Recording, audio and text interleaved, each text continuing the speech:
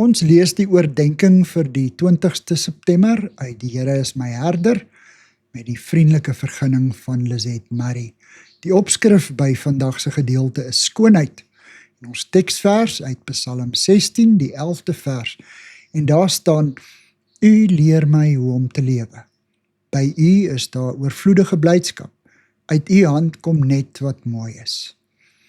Die woord psalm beteken letterlik tokkel of pluk, verwysend na die snaarinstrumente wat as begeleiding by die psalms gebruik is. In Hebreëus is die psalmboek as Tehillim bekend, wat lofliedere beteken. Die versameling liedere het bykans 1000 jaar geneem om te skryf, die meeste daarvan in Dawid se tyd, so ongeveer 1000 jaar voor Christus. Dit kan met reg die gebede en liedboek van die Ou Testament genoem word. Psalms is gelief onder toegewyde Bybellesers wat deur die boodskap daarvan geïnspireer word, sowel as by nie gereelde Bybellesers wat individuele psalms vir hulle skoonheid en liriese kwaliteite lees. Calvin het gesê: wanneer ons psalms lees, kyk ons in 'n spieël en sien ons eie hart. 'n moderne skrifkommentator het toe bygevoeg: dit kom voor asof elke psalm my naam en adres op het. Psalms se skoonheid is tydloos. Dit ontstem, ontroer.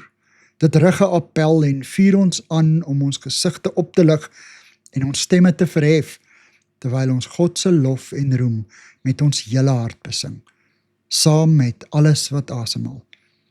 C.S. Lewis skryf in The Weight of Glory: ons wil skoonheid nie slegs sien nie, nee, ons wil een word daarmee. Ons wil inkruip tot in die binnehart daarvan. Ons wil dit tot diep in ons eie hart laat insypel. Ons wil daarin baai, daarmee saamsmelt.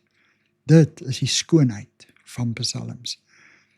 Here, U is die skepper van skoonheid, musiek en ritme. Dankie vir die psalms. Amen. Dankie vir die saamkuier.